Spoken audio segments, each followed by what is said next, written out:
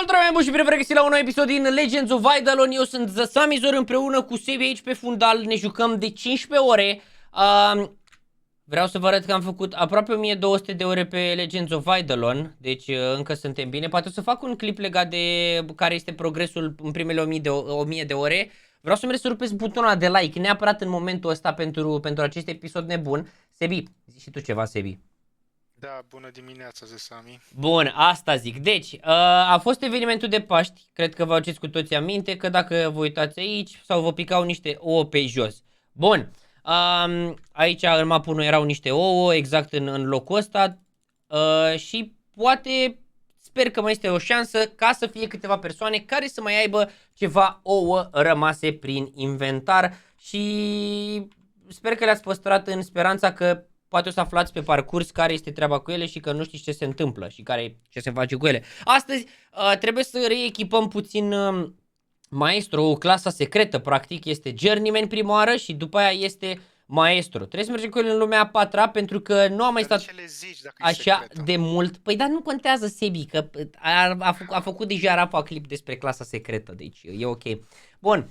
Ideea este următoarea, trebuie să-mi dau doar inelele de pe caracterul ăsta. Am stat foarte mult online pe caracterul ăsta, pe Zesami Șamanu. Jap. Astea o să fie chestiile pe care le dau.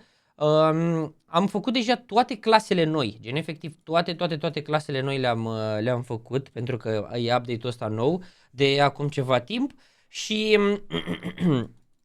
Și au apărut niște clase noi. Stai puțin să-i dăm așa. Jap. Bă, unde... nu vedeam unde sunt ouăle. Aici sunt ouăle. Bun, perfect. Pălărie. Hai să băgăm și o pălărie. Jap, uite, îi băgăm și pălăria asta. Asta de fapt e pălăria lui Carelac. Și hai să mergem în prima hartă. Pentru că aici o să vreau să se întâmple nebunia. Poți mai mult drop rarity. Păi acum vreau să-l pun. Uite, acum vreau să-l pun pe tot. Maestro e preierul de ăsta. O să mă uit bine, dar așteaptă puțin, stai să le iau pe rând. Deci, prima oară cardurile o să le punem. Trebuie să pun cât mai multe carduri pe mine, pentru cei care nu știu care e treaba cu cardurile. Pur și simplu îți dau și îți boostează foarte mult damage-ul, drop-ul și toate chestiile astea. Deci, fiți atenți care e chestia. Dar, eu am aici două chestii. Astea două chipuri, practic tu poți să începi să pui chipuri pe caracterul tău și stai să-mi pun așa, All Star Sign, Keychain-ul și atâta, cred că nimic altceva, Drop Rate, perfect, ăsta, ai văzut ce bun e ăsta? Îmi dă plus 60% drop rate? Da, numai până la 5. Păi da, dar eu oricum n-am 5, adică am 4,62 cu toate alea, gen, e super OP. Bun. Așa și trebuie să mut astea aici pe prima pagină. Uite, astea mă interesează pe mine. Deci, stai să bag repede în astea două. De fiecare dată v-am arătat în ce chestii trebuie să băgați. Și astea două... Lac. Da, păi în lac o să bag, nu o să bag în asta. Hai că... Bine, Sebi! Asta zic. Bun. Așa. Maestru, gen practic clasa secretă e foarte bună pentru că îi crește atacul cu lac, îi crește acuratețea cu lac, practic totul îi crește cu lac. Nu se aplică cum e aici la Warrior, să-i crească ăsta, cum se numește, acuratețea pentru arcași, cu de-astea, uite pe găina furia, salut. Bun, perfect, așa. Și hai să ne ducem aici în asta a doua, îi mai băgăm tot lac. 225 pot să bag, o să bag și în pumnul ăsta. Și în altceva nu cred că o să mai bag. Ba, hai să bag, nu, în ăsta bag, că nu mă interesează. Bag un punct în whip. Jap. În ce să bag? Trebuie să bagi în ăla cu damage, al doilea rând prima. Da, mergea să bag și în ăla, dar am foarte puțin damage oricum. Bun. Și ăsta cred că o să bag. Cred că o să învârt ăsta cu ăsta, cu ăsta, cu ăsta și bag tot în asta. 220. Asta nu e aia bună. Șiș! 200.000, mi-ajunge 200.000 de megioare să baboșii? Nu știu, dacă nu... se spawnează bossul din a treia lume... Nu cred că pot să-l bat.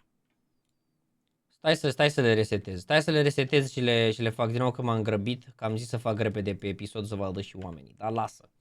Bun, perfect. Am terminat de băgat talentele, așa arată, poate o să ajungeți vreodată la maestro și o să vedeți cam care este situația. Bine, de eu l-am 142.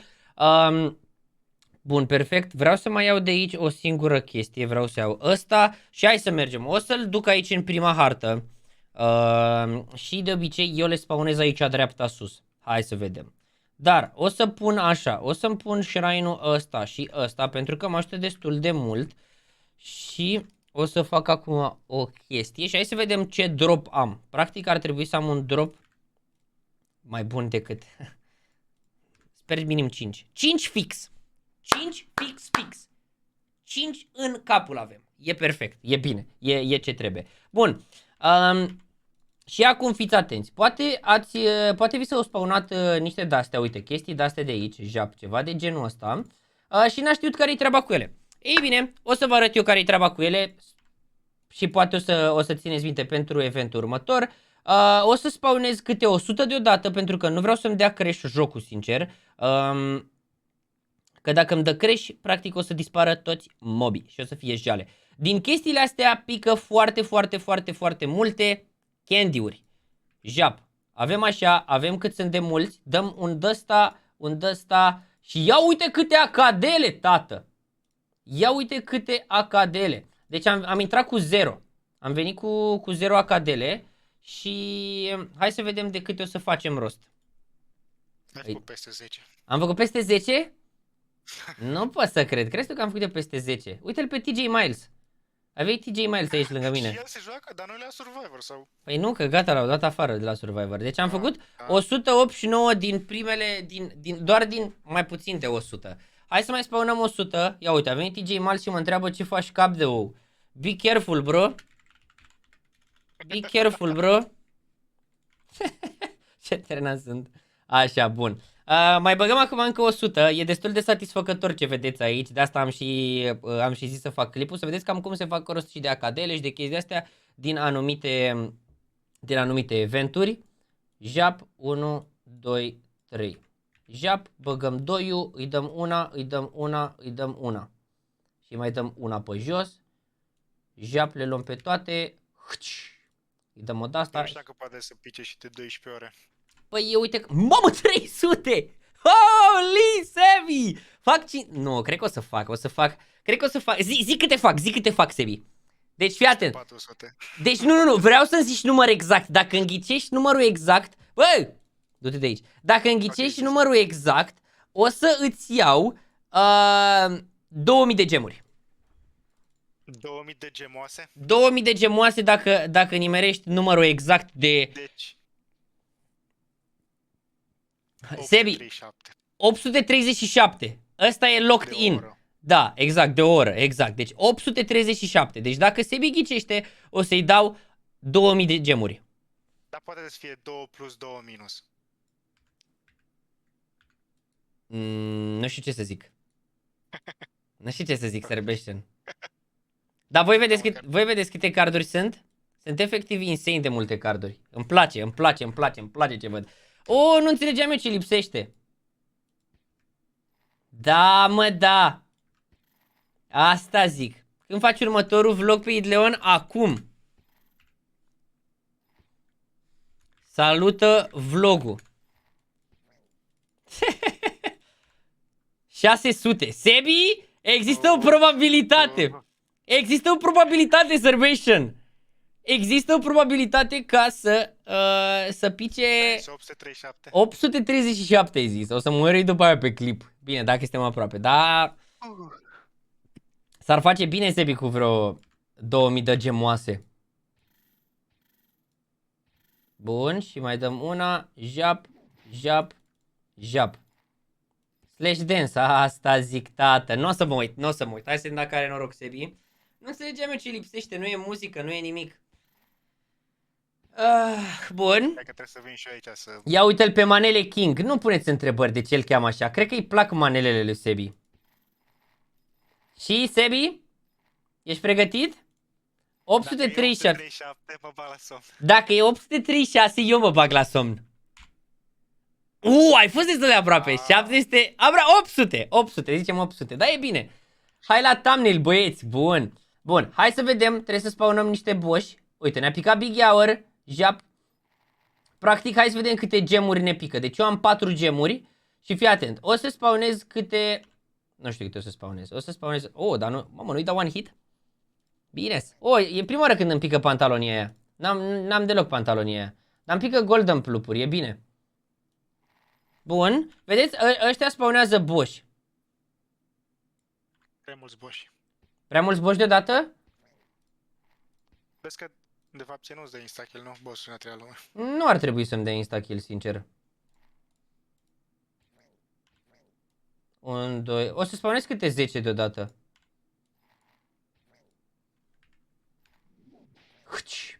Ia uite, ia uite, ia uite, ia uite boșii, tată. Bate, bă! O, îmi dau 2 ăștia. Îmi dau... Tony... Auto. Păi vreau să-i dau pe auto. Dar a venit aici Tony Militaru și băieții puternici gen. Am nevoie de golden plopurile alea. Nu o să mă uit pe a doua pagină să vedem ce îmi pică. Dar cred că o să-mi pice chestii bune rău. Cred că îmi pică chestii foarte bune. Bă! O, Ilie! Ilie! Potolește-te! Unde se duce ăsta? Hai, încă 10. Jap. Jap, jap. 1, 2, 3, jap. Bun, mamă. Iar o ia ăsta la... Iar o ia ăsta la goarnă. Încă 10. 2, jap. Dar vedeți, e o probabilitate. Ori să pice boss, ori să dea de la, cum se numește, ori să dea ciupercă de asta mică. Și nu prea vrem ciuperci de alea mici. Nu vrem deloc ciuperci de astea micuțe. Mamă, ce-mi place sunetul ăsta. Manele King, unde ai dispărut? M-am dus să fac level. S-a dus să facă level, a făcut Sebi. Level 300, cât ai acum? 314. Wow! Imaginați-vă. Vreau să văd și eu un abonat la level 314, dacă se poate. Se poate să văd și eu un abonat la level 314? Oh, hai să vedem cât... Uite, în sfârșit. Hai să vedem ce damage îmi dă. Nu știu dacă îmi dă el damage-ul ăla. Dar din asta cred că îmi pică ledăluri. Nu îmi pică ledăluri. Nu mai am loc în inventar. Un! Ce e recipe-ul ăla? Nu știu, stai puțin că vreau să arunc astea pe jos. Să arunc și asta pe jos și o să păstrez. Bă, o să păstrez asta de căcățel, gen. O să păstrez asta de căcățel. Mamă, câte de astea îmi pică. Nu știu ce e recipe-ul ăsta. New item. Already owned. Already... pe el. Nu contează, că vedem după ce... Bun, hai să mai deschidem încă 10. Sau să-i deschid pe toți? 2 boși din 10, imaginează-ți. Eu mă duc să farmez rău de tot. Două te farmează, brodere. Dă-i bice. Dă-i bice, brodere. Din 10, că e mai binișor acum. E mai binișor. Hai să vedem ce rețetă pică din asta. Skullfish pendant. Bă, ce? Nu aveam? Cum nu aveam? Ok. Nici eu nu cred că l-am, de fapt. Bun, hai să mă duc aici lângă Ilie ăsta. Să-i dau cu încă 10. O, ce bine a picat din ăștia 10.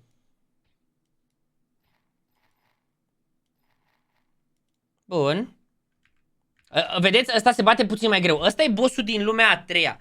Ăsta e bine rău. Ăsta dă multe chestii șmechere. Ăsta dă multe chestii șmechere. O să iau efectiv toate chestiile și o să le facem așa. Și mai deschidem încă 10. Of, ce-mi place când pică mulți boși. Baba Yaga! Baba Yaga! Bun. Luăm astea de fiecare dată. Ja, pantaloni ăștia aruncăm. Băi, eu n-am avut pantaloni ăștia niciodată, sincer. Trimmed legs. Bun. Și mai... Bă, nu uite, se bagă Ilie ăsta la... Hai că... Mă duc, uite aici, uite, lângă asta mă duc. Să facem aici loc, să nu mai... Și acum îi spawnez pe toți 30 deodată. Pe toți 30 deodată, pe una singură. N-ați văzut niciodată mai mulți boși de atâta.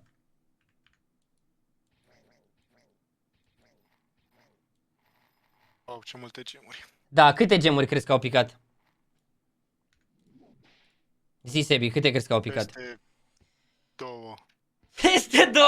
Wow, really? Deci, hai să vedem care e loot-ul. Deci avem așa. 828 de astea de candy-uri. Deci astea sunt de o oră. De 2 ore avem 284. Astea de 12 ore e decent. Astea sunt gunoi. Nu le folosiți niciodată. 198 de minute glass. Și hai să vedem. Pagina a doua. 200 de gemuri. Stai să punem, uite, astea așa. Deci ne-au picat 200 de gemuri. Foarte bune astea. Jap, le folosim. Băgăm asta. 9 golden plupuri. 24 de chei. 5-6 de chei pentru a doua lume. Cheile celelalte erau pentru a treia lume. 15.000 de mamă. Ok. 28 de rar dropuri. Bă! E bine. E bine. Până în momentul ăsta noi avem 66 de... Da, avem destul de binișor gemuri, gen, dacă vă întrebați. Așa. Bine-s rău. Bun. Și chiar sunt și eu curios, și Sebi zice asta, de itemele noi. Din Anvil 2, din tabul 2 au picat. Nu a picat ăsta. Nu guloanțele. Uite, astea două au picat. Deci, 6 defense îmi dă ăsta cu 20 defense. Bun. Și ăsta îmi dă Purple Depth. Wow, plus 40 Purple Depth. Tare rău. Cum? 5% fish AFK gain. Wow, 15 de ăsta? Nu, dă 15 fishing XP. Ok. De curând am deschis tabul 4, ăsta de aici. Sunt niște balauri de făcut pe aici. Și uitați-vă și voi ce iteme sunt aici, mâncavași. Deci, efectiv, uitați-vă cum arată astea. E insane. E absolut insane toată nebunia asta. Și o chestie foarte ciudată e că în lumea 4, pentru cei care nu știu, în lumea 4 e absolut imposibil să folosești candy-uri, pentru că zice no candy in space. Da, păcat, aia e. Da, oameni buni, cam ăsta a fost episodul, sper că v-a plăcut, cred că zilele astea o să vină episodul legat de lumea a treia. Este un episod destul de complex, să zic, episodul ăsta cu lumea a treia, pentru că sunt foarte multe de explicat. Sunt extrem de multe de explicat în episodul cu lumea a treia și chiar încerc să îmi fac un script din asta în care să vă explic fiecare chestie, gen să o înțelegeți perfect, gen bine rău. Hai să vedem dacă am noroc să îmi dea fail. Bun, n-am avut noroc. Am foarte mult noroc. Nu ți-a dat fail la nimic? Nu mi-a dat fail. Wow. O duc bine, Sebi? Da. Asta zic. Bun, o zi frumoasă în continuare tuturor, vă doresc, vă mulțumesc foarte mult pentru vizionare. Avem în total 1000 de ore în candy-uri. Ceea ce e bine rău. V-am bubat, o zi frumoasă în continuare, pa, pa!